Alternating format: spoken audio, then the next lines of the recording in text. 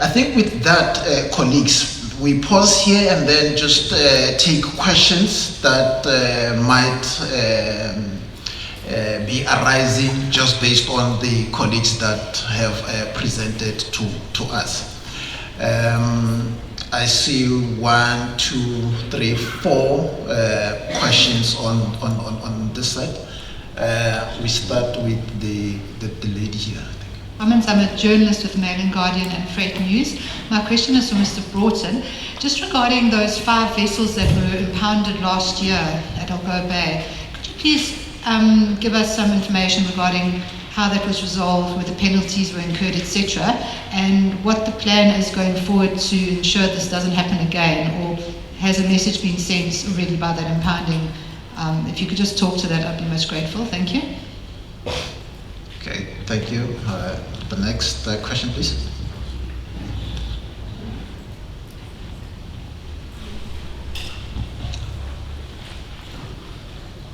Thank you for those very insightful presentations. Just from an industry perspective, would like to emphasize that we value responsible environmental management, and it's important for us to preserve the environment. We have been, among other things, as South African Oil and Gas Alliance, been promoting South Africa as an industry, oil and gas industry, regionally, locally, and globally over the past more than 20 years. One of the tools we used was a port handbook that we developed in collaboration with TNPA, and it spelled out several very important issues. It gave perspective on what is available in terms of oil and gas in South Africa. The question I want to ask against that background is, how can we be more proactive and preventative in our approach, collaboratively as industry and government, to make sure, we've just heard the earlier question about some of the challenges of the bunkering industry, but those challenges also spilled over into the rig repair industry, and it caused a whole lot of pain in the industry in terms of what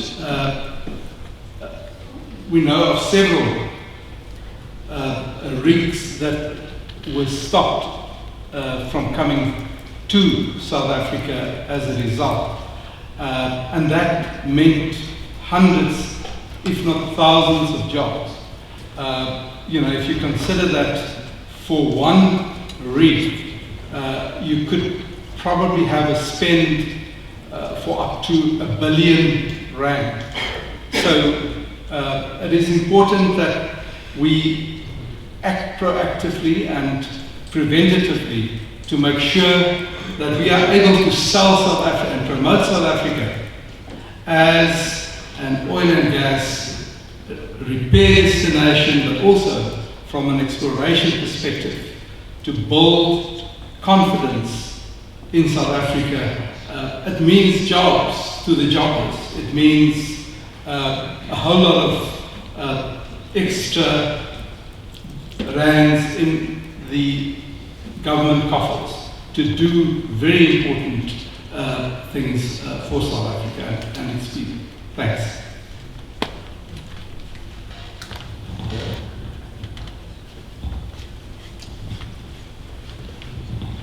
Thank you. I am Montana Kumalo from the Ports Regulator. I think the most takeout or important takeout that we got out from the speeches or the presentations is that there is some misalignment in terms of policy, right? There's DPE, there is the DOT, and then there's the DTIC, and then we heard on forestries, in the sense that when we then look at industrial policy level, I think it's something that we will not be able to sort out or resolve in this platform, right? But for the banking industry to thrive in South Africa, it then means Treasury needs to be talking to DPE from a Transnet level and from forestry level to address the environmental concerns, right? Because as the regulator, from our side, we would then issue discounts and to try and promote the industry. But if ever there are such concerns, obviously because they were not necessarily being able to get the benefit as the industry, right? From the SARS perspective, then it's futile to then say we are promoting the banking industry. And I think maybe that is the conversation that we really need to start talking about. Number two, the issue of the licensing issues that you then said. The regulations from SAMSA were created in 1984. We have since 1996 starting to promote bunkering, right? Meaning they're irrelevant to bunkering because they are not updated to that. And I think the questions that we need to start asking is that to what extent has there been consultation to them say, for us to promote the industry, have we been consulted and sitting down and then talking to how then do we, when we update the regulations from SAMSA on bunkering and also the issue of licensing conditions, do they talk to the relevant issues that promote offshore bunkering and that normal bunkering in the system? The other issue is to what extent has the bill talked to the challenges that are faced by the bunkering industry? Because we can pass a bill, it goes to Parliament, but if ever it does not serve the industry, it does not serve the regulators, it means that we are not winning in what we want to talk about. The DOT talked about the free trade agreement, right, in terms of the AFTA. When we talk about the AFTA, I think it had a lot of, I worked in industrial policy for a very long time. To what extent do we unpack it? Let's unpack how does it support vessels coming into our country? To what extent does it support them? So I'm saying that for a specific reason, because when you start talking about free trade agreements, it then starts saying, I get a free trade, I get free duty to one country to the next. Have we unpacked that as a country, right? To then say, what are the benefits of moving cargo from South Africa to the next, and how then does it bring more cargo into our country? But then, as much as we then start talking about bunkering, is the issue of port efficiency.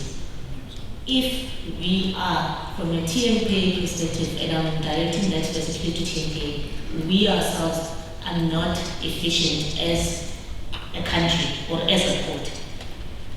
We are literally wasting time talking about bunkering because it depends also on efficiency. The more vessels we bring in because we're efficient, the more we then promote bunkering, the more we promote shipping lines, the more we then also create the issue here having SA-flag vessels. So as we are having this round, this conversation, we also need to look at the bigger point of the fishing industry and the South African port system. Because if we do not fix the challenges that we have, we are not necessarily going to win on bunkering. Thank you.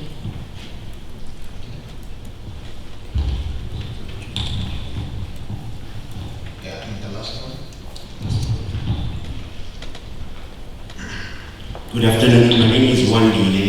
I'm from a company called Mafuba Marine. I'm not part of the industry yet, but I'm looking to get into the industry. And in doing that, I have studied a lot.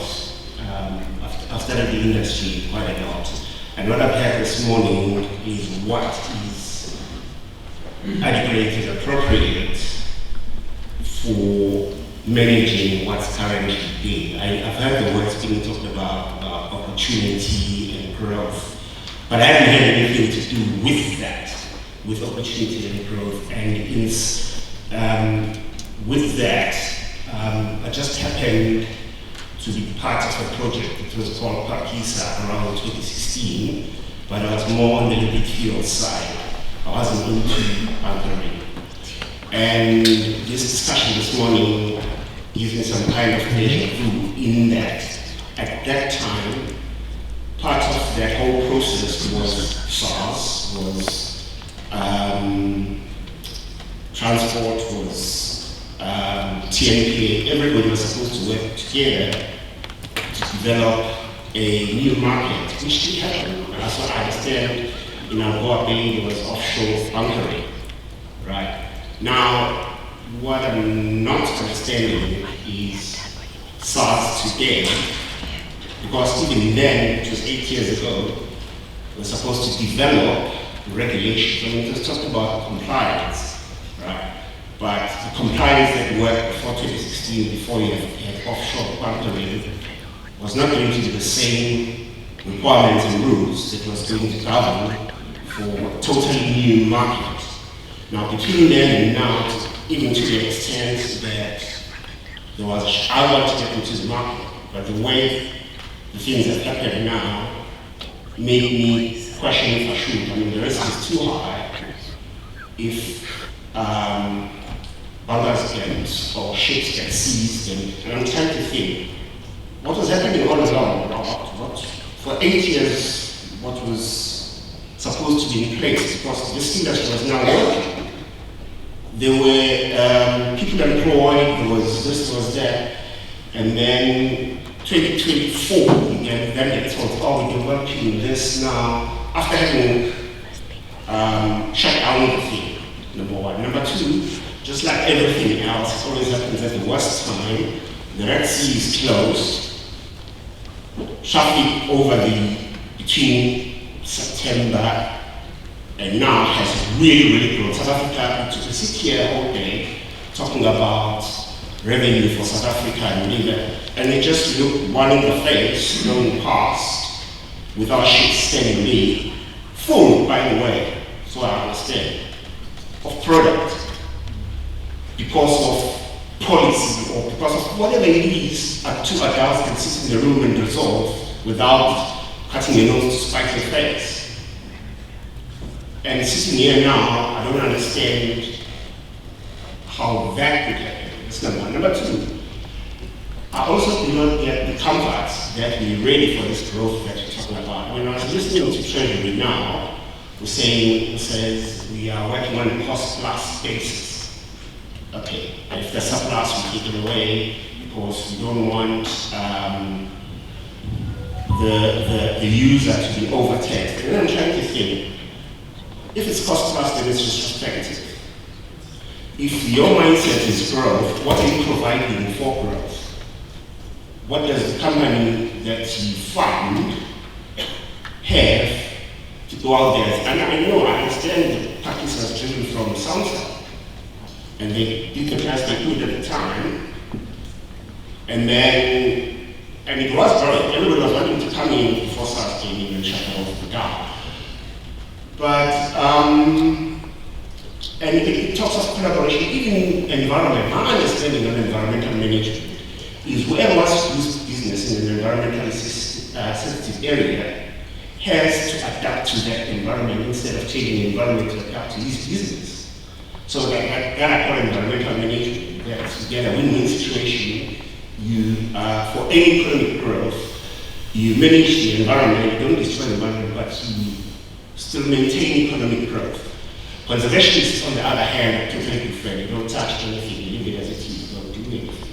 Obviously, very rich countries can afford that, we can't. So now, that operation was there 2016. Today, and thanks for the presentation from the FFE, but he's still talking about, oh, we're looking at this, we're looking at talking to this thing has been happening for 8 years.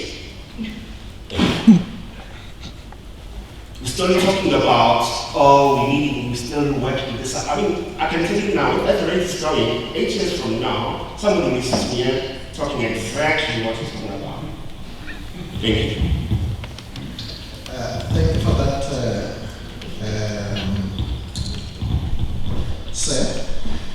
I think maybe at this moment we allow colleagues maybe to just check, that is the presenters, if they are able to respond to the questions, and also I think the comments that one is actually gathering.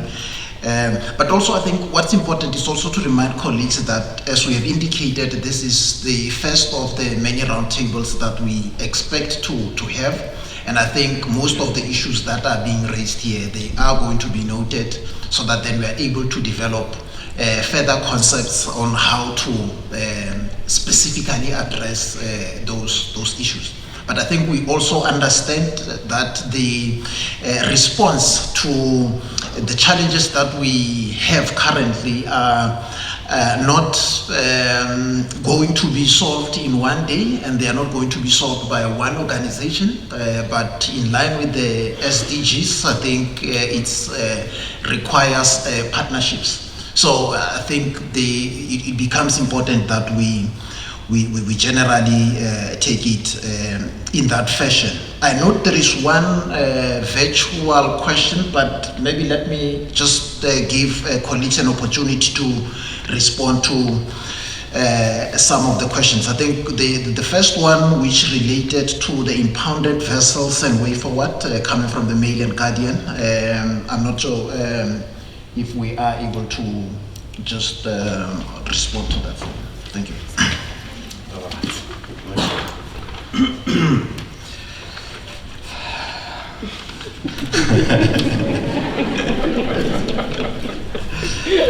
So, I don't really want to respond directly to that question. It's something that is in the middle of court processes. The Algoa litigation is ongoing. I can say that SARS's strategic approach to litigation is to rather resolve issues than to fight things out in court. It's expensive, it takes a long time, it creates certainty over a long period of time, and in the interim, everybody suffers, including SARS. I don't want to get into any discussion of what behind the scenes discussions have happened with the ship owners and with the ship charterers, but our preference is to resolve matters out of court. I hope that's enough.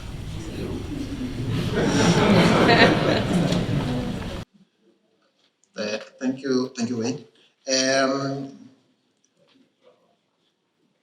I think, Member Shibari, can I then ask that maybe you respond to the question that was raised by the port regulator on the misalignment and policies? Okay, so you have the floor.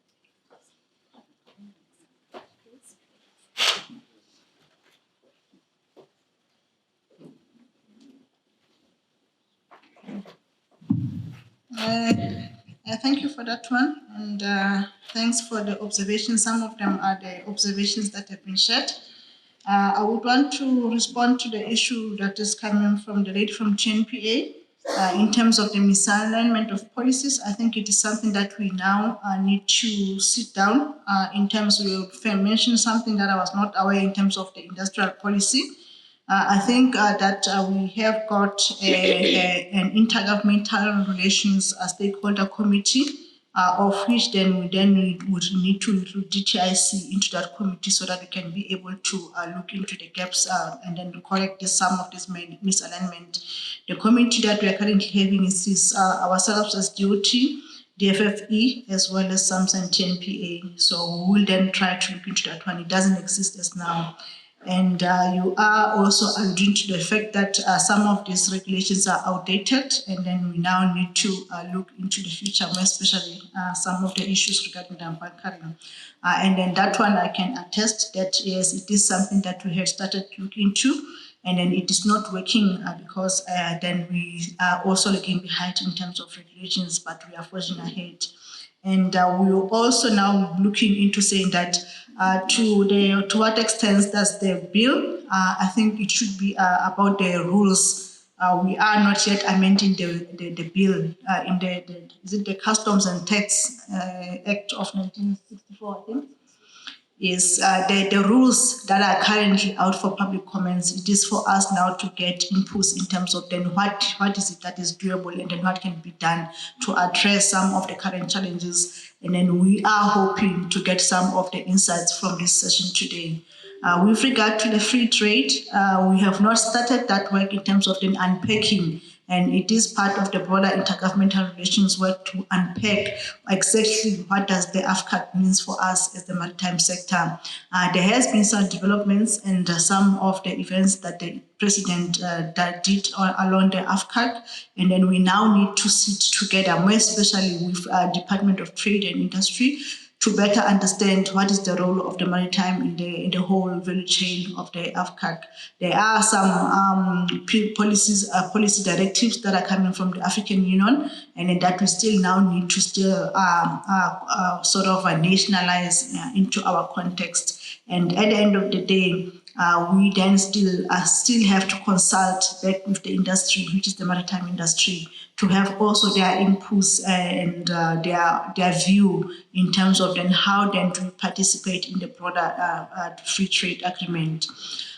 Regarding the issue on the port efficiencies, of which, yes, you allude rightly so, you are pushing the blame on TNPA. My colleagues here from TNPA, as well as SALMA, you must take that one back to the PCCs, and in terms of the impact of those port inefficiencies on the bunkering. We are trying to work on some mechanism to improve and then have better oversight as the Department of Transport in terms of port efficiencies. But at the end of the day, we still have to have a serious engagement as the Department of Transport as well as DPE on then how then do we best address the issue regarding the port inefficiencies. It is not working. We have been sort of red flagged as the one of the most inefficient ports around the world. I think at one stage when it was coming to the containers, Port of Durban as well as Port of Cape Town, they were ranking at something of 3 of the 327, something like that. But it is getting bad, and then it is something that we are trying to arrange. We are trying to resolve, working together with the private sector. And I think that's about all that I can take. And then in order to also go back, I say in government, when you want to sort of protect each other, we go back to the intergovernmental intergovernmental coordinated mechanism from the side of SARS. That's why I was putting the last slide in terms of compliance. We are saying that whatever that SARS has been doing in terms of the impounded vessels, it is something that you are not yet going to speak to, because the first questions that they asked me when I was inquiring with them in September, way back in September, they were saying that they cannot divulge the customer, whatever, it's like a doctor and patient relationship between SARS and then the impounded vessels. So unfortunately, just to support our counterpart from SARS, as well as National Treasury as a coordinated voice from government, let us deal with those issues of the impounded vessels and then let that be handled as it is, whether it is going to be a court or out of court settlement. But then let us now deal to address and then make our voices heard in terms of then what is it that we can do to improve in terms of the rules and then better compliance as well as a better regulatory framework so that we can move forward. Thank you. Thank you for that. I think maybe then let's just take the last question, which is online. I think we have Tembela online. Afternoon. Thank you very much. Thank you to the guys who have actually spent their time to create all these presentations so we can actually catch up. So my question is on the DFFE presentation. I'm not sure if there was an environmental impact assessment that was done or not. but I'm a bit uncomfortable with the statement that that Maritime tends to be oblivious to environmental requirements. So I'm not sure. Maybe the DFFE, Feroza, could perhaps explain on that, because I do think it's a bit of an unfair statement, to say the least. Thank you. Okay, thank you very much. I noted one last question from the gentleman down there. Thanks,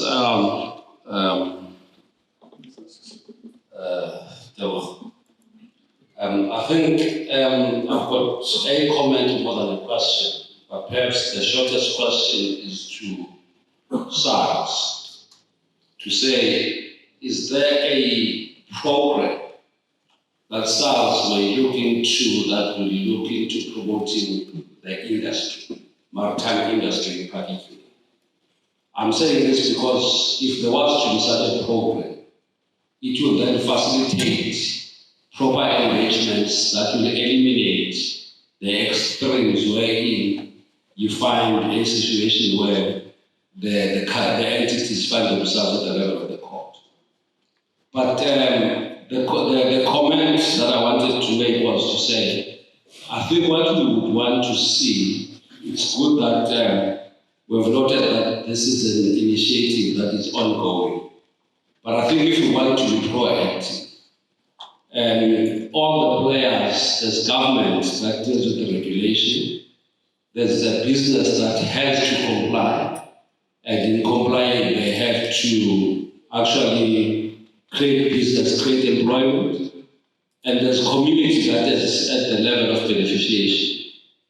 And if there's chaos somewhere, it gets to affect those that are at the lowest of the food chain in terms of unemployment, which is one of the crises that the country is dealing with at this stage. And therefore, it is important that the government entities, with SARS being one, Treasury, SAMSA, TNPA, as well as the sports regulator on the other side, to have a system that is saying ongoingly we engage with the industry so that there are no disruptions that are likely to affect the poorest of the poor. I think what I want to say is it's important that these engagements are managed and they continue so that we eliminate disruptions that are going to affect livelihoods. Whilst we expect business to comply, government to regulate, but also beneficiation at the level of the society has to be dealt with. Also, it must be reflective of transformation. Thank you. Thank you. I think there were other questions. One, two. Yeah, I'm just mindful of the time because then we have other things that needs to be followed. Can I ask that maybe we just take the two questions and then colleagues will still be available to take your questions, and then we'll make sure that in the report that we have to develop, then we are able to capture those conceptual issues. Thank you. My question is to SARS. So if we accept that the proposed regulations and related litigation will take life of its own, and it's difficult for us to predict where the finish line is, and B, that it is in no one's interest to prolong that process. Is there any guidance from SARS on the practice note that we can rely on between now and the end of that process is concluded as banker operators to stay on the right side of compliance? Okay. Thank you. Then we'll take the last question here. And then maybe I think just for purposes of the rapporteurs, we'll just allow colleagues to just respond to the questions that have been raised up to the last speaker that is coming now. and then we can just have the questions just for recording purposes so that then we are able to get the colleagues to respond at a later date on the questions that you are raising. Okay. There you go. All right, thank you, moderator. I think my first question has already been asked, and I'm equally very interested in that because, in essence, the issues that we're raising here, all in all, are long-term in terms of us getting proper solutions to them. But the reality is that the economic growth and aspirations of the country are not going to be able to be on hold until we are finally 100% sure that we are, in essence, on the right side, so to speak. And I think it's important to do say to start that we are, all of us, very interested in ensuring that we are law-abiding and that we respect the rule of law in everything that we do. So a practice note really would be assisting to reopen, in essence, the industry so that we can be able to respond even to the level of uptake on the vessels that are South African made. The second issue is to Feroza. Now, Feroza in her presentation mentions significant concerns around Angola Bay, and further says actually that there probably may not be as significant concerns in Mossel Bay, but does not go into detail in terms of what it is that DFFE has observed in Mossel Bay that in essence would be different to that what has been observed in Angola. Can she just provide further clarity in that, because she's actually mentioned that there has not been significant studies in all the identified areas of Angola. But what we know today is that we've got issues around Angola that we must resolve as soon as possible. The second issue, if Mossel Bay is a potential site that can actually have active operations, we equally interested in that. If she can actually just attend to that issue. Thank you. Thank you very much. I think that those are the questions that we're going to respond to, but maybe can we just get the other questions just for recording purposes, and then we get the colleagues, we get the Feroza to respond, and also the colleague from SARS. Okay, great. My question might actually be relevant later on as well, so they can answer whenever, but it was really just to ask about many of the stakeholders here have been part of the Offshore Operator Stakeholder Forum, which has been set up since 2016, and we've been meeting a few times a year, as well as various working groups that stem from that, including the Offshore Environmental Working Group and the Industry Development Working Group. So I just want to know if those are still going to continue, because there's been a few comments about this roundtables at first of many, and so I'm just wondering if the plan is to dissolve those and kind of this forum takes place, or are they going to continue, because there has been a lot of work in those forums, and I will acknowledge that everyone is sometimes a bit frustrated with the slow pace of change, SAMSA included. We're also one of those people that have raised concerns about how long it's taken for things to be done, including the study that was done. And so that's my question just around that. And then just to note that the environmental risk assessment that was done for Angola was done retrospectively, and in an ideal world and under best practice, those things should be done before something commences, because then it would have, if this was done back in the day, it would have highlighted the risk around the seabed economy, and things could have been put in place before it started. But anyway, we can't undo what's been done, we can only plan ahead, and so Rosa touched on that. That's having those risk assessments done before we begin operations, so we can identify threats and make sure mitigation is in place so we don't repeat history and we don't come back 6 years from now over another threat that was picked up somewhere else. So yeah, doesn't have to be answered now, but just as long as it's answered. Thank you very much. So that were all the questions that we were looking at. I think, Feroza, maybe let's just give you an opportunity to just respond. There was a question from Tembela, and also from, okay, I've not noted who the speaker was, but can we just respond to the question that really speaks to the environment and the questions that have been posed earlier on? Thank you. I'll respond to the most recent one regarding Mossel Bay. What I said was basically conjecture, just an example. But off the top of my head, because the risk assessment hasn't been done for the Mossel Bay region, I'm basically responding in layman's or my limited knowledge of the region. But Mossel Bay really doesn't have a penguin colony.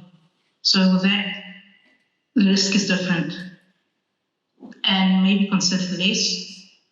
And there may be other reasons for the play in the region that would make the risk more. But it's all subjective based on the information and the characteristics of that region. So, I think, there's definite differences. Algoa Bay is a very sensitive area. We have a high-profile penguin species that's under danger of extinction, based there. They're not based in Mossel Bay. So there, the risk is definitely different, just off the top of my head. Then I can't recall the question, the earlier question, if you could help me. The question was from Tembela. Thank you. Yes, thanks, Rosa. The question was related to your presentation, where in the presentation you had written something about the environment not being taken into consideration when doing some maritime whatevers. So I'm not really sure what the line was, but I was just saying that it's a bit disturbing for me, and also I do feel it's a bit of an unfair statement to an extent where SAMSA is related with pollution prevention as well. So one thing, it's a priority. So I just wanted you to expand on that. Was there an environmental impact assessment done or not before the operation started, or maybe even after the issues had surfaced last year? Okay, no, thank you for that. Yes, SAMSA does have a responsibility with regards to taking environmental considerations in, as part of their decision making. Unfortunately, with the bunkering situation, because this was a new area, it wasn't approached ideally. The risk assessment, as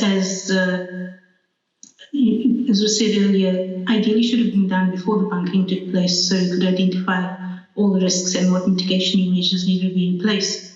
Unfortunately, that wasn't done. SAMSA did address the environmental considerations, but it was limited to operations only.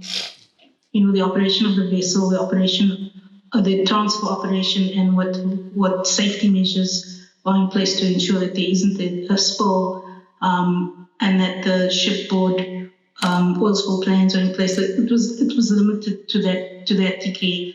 Looking at the region as a whole and what the potential impact of the operations would have on the region wasn't properly considered, and that was one of the gaps identified, and that was where the environmental risk assessment was seen as necessary, even though it was done after the fact. But in order to ensure that future operations that would be permitted or approved are done so with all information at hand to make an informed decision, that was necessary to have that risk assessment in place. I'm not sure if I've answered you fully. Yeah, no, I think we will take it as an opportunity, maybe then for any other question, because then we have indicated that any other question that we are unable to respond to at this moment, we will make sure that when we develop a report that we share the same questions with the presenters, so that then they are able to respond, and then you can have your response on the report that we will be producing. I'm not sure from SARS if you wanted to say anything. Okay, no, then that's fine.